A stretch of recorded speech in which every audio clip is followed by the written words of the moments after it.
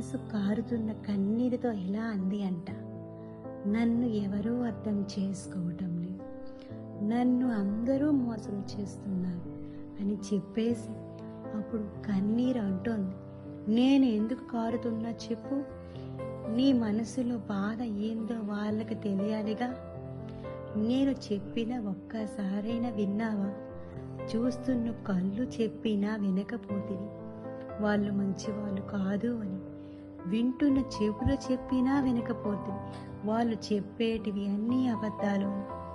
నా కన్నీరు ఏరులై పారుతుంటే ఇంతకంటే ఎవరు నిన్ను అర్థం చేసుకుంటారు.